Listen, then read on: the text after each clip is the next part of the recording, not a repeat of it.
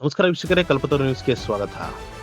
ತುಮಕೂರು ಜಿಲ್ಲಾಡಳಿತ, ಜಿಲ್ಲಾ ಪಂಚಾಯತ್, ಕೃಷಿ ಇಲಾಖೆ, ಕೃಷಿ ವಿಜ್ಞಾನ ಕೇಂದ್ರಗಳು, ಜಿಲ್ಲಾ ಕೃಷಿಕ ಸಮಾಜ ಸಹಯೋಗದಲ್ಲಿ ನಗರದ ಅಮಾನಿಕೆರೆ ಗಾಜಿನ ಮನೆಯ ಸಭಾಂಗಣದಲ್ಲಿ ಆಯೋಜಿಸಿದ್ದ ಜಿಲ್ಲಾ ಮಟ್ಟದ ಸಿರಿಧಾನ್ಯ ಹಬ್ಬ ಮತ್ತು ವಾಣಿಜ್ಯ ಮೇಳವನ್ನು ಮಾನ್ಯ ಗೃಹ ಸಚಿವರು ಹಾಗೂ ತುಮಕೂರು ಜಿಲ್ಲಾ ಉಸ್ತುವಾರಿ ಸಚಿವರಾದ ಡಾಕ್ಟರ್ ಜಿ ಪರಮೇಶ್ವರ್ ಅವರು ಉದ್ಘಾಟಿಸಿದರು.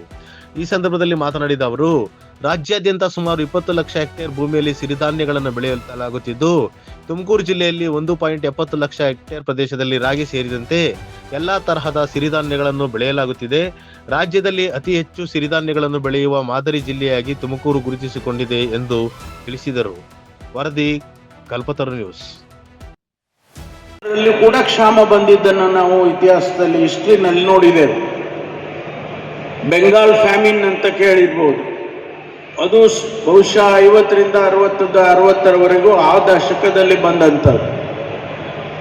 ಸುಮಾರು 70-80ರವರೆಗೆ 1980ರ ಇಸವಿಯವರೆಗೆ ಭಾರತ ಆಹಾರ ಧಾನ್ಯಗಳ ಉತ್ಪಾದನೆ ಮಾಡುವ ಸಾಮರ್ಥ್ಯ ಕಡಿಮೆ ಇತ್ತು.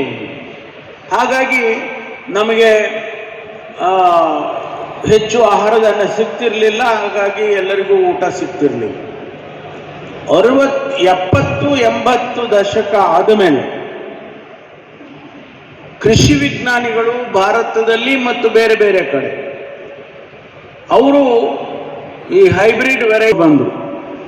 ನಾವೇನು 3 ಕ್ವಿಂಟಾಲ್ ಎಕರೆಗೆ ರಾಗಿ ಬೆಳೀತಾ ಇದ್ದೋ ಅದು 20 ಕ್ವಿಂಟಾಲ್ ಆಗುವಂತ ವೆರೈಟೀಸ್ಗಳನ್ನು ಹೈಬ್ರಿಡ್ನ ತಗೊಂಡು ಬಂದರು. ಅದೇ ರೀತಿ ಭತ್ತ ಕೂಡ ಹೆಚ್ಚು ಪ್ರೊಡಕ್ಷನ್ ಆಗುವಂಥದ್ದು. ಹಾಗಾಗಿ ಭಾರತದಲ್ಲಿ ಫುಡ್ ಪ್ರೊಡಕ್ಷನ್ ಜಾಸ್ತಿ ಆಯಿತು. 80ರ ದಶಕದಲ್ಲಿ ಭಾರತ ತನಗೆ ಬೇಕಾದಷ್ಟು ಆಹಾರ ಧಾನ್ಯ ಬೆಳ್ಕೋಬಹುದು ಅನ್ನುವಂಥ ಮಾಹಿತಿ ಇಡೀ ವಿಶ್ವಕ್ಕೆ ಬಂತು. India was self sufficient in food grains ಅಂತ ಹೇಳಿ ಡಿಕ್ಲೇರ್ ಕೂಡ ಮಾಡ್ತಾರೆ. ಹಾಗಾಗಿ ಇವತ್ತಿನ ಪರಿಸ್ಥಿತಿಯಲ್ಲಿ ಅನೇಕ ಕ್ಷೇತ್ರಗಳಲ್ಲಿ ನಾವು ಮುಂದೆ ಇದ್ದೇವೆ.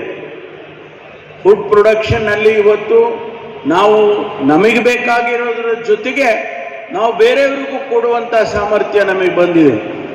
ಸಾಕಷ್ಟು ಅಕ್ಕಿ ಎಕ್ಸ್ಪೋರ್ಟ್ ಮಾಡ್ತೀವಿ, ಸಾಕಷ್ಟು ಗೋಧಿ ಎಕ್ಸ್ಪೋರ್ಟ್ ಮಾಡ್ತೀವಿ, ಸಕ್ಕರೆ ಎಕ್ಸ್ಪೋರ್ಟ್ ಮಾಡ್ತೀವಿ. ಅತಿ ಹೆಚ್ಚು ಮಿಲ್ಕ್ ಪ್ರೊಡಕ್ಷನ್ ಭಾರತ ಮಾಡುತ್ತೆ.